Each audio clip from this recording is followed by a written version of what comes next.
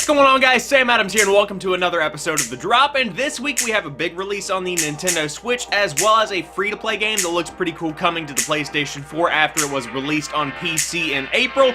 And on top of that, a pretty awesome game that is one of my personal favorites is coming to the PlayStation 4 and PlayStation VR. So without further ado, let's go ahead and jump into it.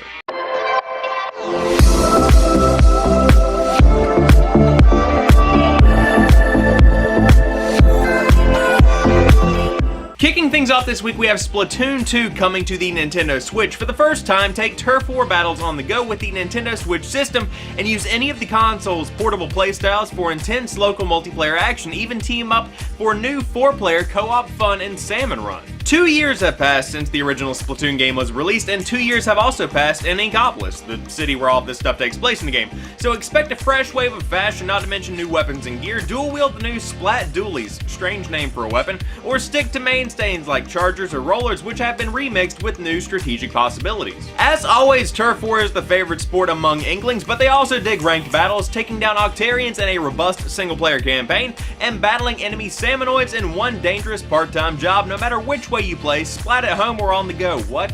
Splat at home or on the go. With Nintendo Switch, staying fresh never felt so good. Staying fresh who? Okay. So I like a lot about what I'm seeing with Splatoon 2. First off, you have new weapons that are going to be introduced within the game that do change up the gameplay a good bit to make this not just a port of the original Splatoon to the Nintendo Switch, which is what a lot of people, including myself, initially kind of thought would happen. On top of that, there is a good balance of PvP and PvE within the game. For the Turf War mode, where you have 4v4 online multiplayer action, that is the PvP, where you are playing head-to-head with other people. Then there is the Salmon Run mode, where it's pretty much just a cooperative beat the waves of enemies kind of thing, which is something that I personally love and would definitely look forward to playing. I also like the support of wired LAN parties with up to 10 players, 8 players playing the actual game and 2 spectators, meaning you could literally create a Splatoon 2 tournament within your own home, or more than likely if you own a small business like a small gaming store, it would be great to hold a Splatoon 2 tournament and be able to wire up all of the Nintendo Switches together instead of depending on crappy wireless connectivity. So that is a cool thing that they have included in the game, and something I am glad to see, because as we all know, the Nintendo Switch was definitely pushing the tournament aspect of the console whenever it was announced. For those that are excited about Splatoon 2, there's going to be a ton of content rolling out of the game after launch, including special in-game events, so things are going to stay fresh within Inkopolis if you want to think about it like that.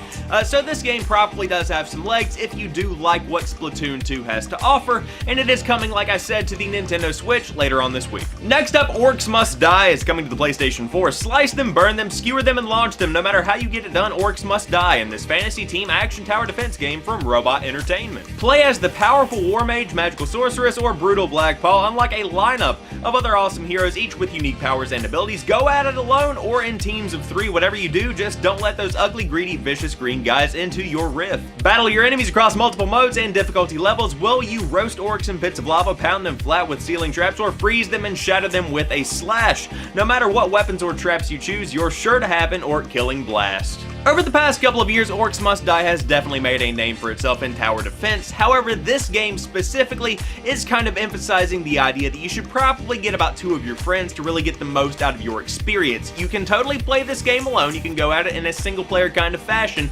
but it is definitely more of a cooperative experience with 2 of your friends if you want to get the full experience out of the game. And it's not going to take much convincing either, because the game is 100% free on both PlayStation 4 and PC via Steam, meaning you can just jump in and play right then and there. And on top of that, if you have an active PlayStation Plus subscription, you get over $20 worth of in-game consumables, skins, currency, all of that good stuff that you would use within the game for free. Of course, you can buy more if you do want to do that and support the developers through their microtransactions, but if you have PlayStation Plus, you get this big pack for free until August 17th, so you might as well give it a shot. I mean, it's free. I'll likely jump in and give it a shot and see if it's something that I like, because like I've been saying for the past 5 minutes, it is 100% free, so you might as well. I mean, you have nothing to lose here, especially if you're a PlayStation Plus subscriber. You get $20 worth of stuff, so just go claim your $20, play the game, try it out, see if you like it. And last but not least, for our big major releases, we have Yonder the Cloudcatcher Chronicles coming to PlayStation 4 and PC. Initially, I was not interested in this game whatsoever. Then, as I read more about it and watched some gameplay, incredibly interesting little game. At the heart of Yonder is a game that delivers a sense of discovery wrapped in a familiar yet unique adventure. Yonder the Cloudcatcher Chronicles is the flagship title from Brisbane, Australia-based studio Prideful Sloth. Yonder showcases the team's skill and ability to distill their AAA pedigree into a small and highly ambitious micro AAA studio. Yonder is a technical and visual spectacle, I agree with that invites you into the warmth of Jimmy, I believe I said that correctly, a land that beckons you home to a home you are exploring for the first time. There's so much that I love about this game, especially the art style, but on top of that I love the vibe of the game because it feels a lot like Zelda Ocarina of Time, if you've ever played that, where there is plenty to do and plenty to explore, but overwhelmingly it is just kind of a laid-back experience, for the most part. Additionally, the weather is actually dynamic, and I know that we throw this around a lot whenever we're talking about games, and it generally means that the weather just changes. It might go from sunny to rainy or from rainy to snow, that kind of thing. But this takes that to a whole new level. Whenever winter rolls around, animals will actually migrate. When the weather changes, there are certain paths that will be completely and totally blocked and you have to find another way around. This is genuinely dynamic weather that can completely and totally change the entire flow of the game. And that really is the essence of what dynamic weather conditions actually means, not what we've made it out to be over the course of the past couple of years. For those that are wondering what you actually do within the game, that's pretty much up to you. If you want to go questing and complete a whole bunch of objectives, you can totally do that. If you want to go fishing all day, you can totally do that. If you want to chop down wood and collect wood and rocks and all these things and build stuff, you can totally do that. It just depends on what you want to do because the game is essentially whatever you want it to be. As far as I can see, this is one of the most interesting open world games that we have seen so far this year, and at $20 on both the PlayStation 4 and the PC, I mean, it's worth giving a shot. This is one that I might actually have to go in on. I mean, I say a lot of things about games here on the drop, but very seldom do I buy a game right there on launch day, and this might actually have to be one of those.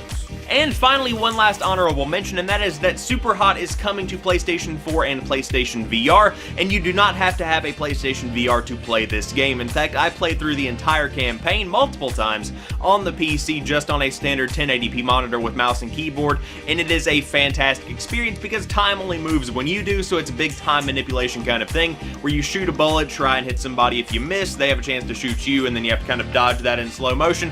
Very interesting concept, and I'm glad to see it coming to the PlayStation 4 and the PlayStation VR. So there you guys have it. I hope you have enjoyed this edition of The Drop. If you did, drop me a like down below and let me know what you think about the games that are coming out this week. Are you going to be checking out Yonder? Is nothing really striking your fancy and you are waiting until something better comes down the pipe?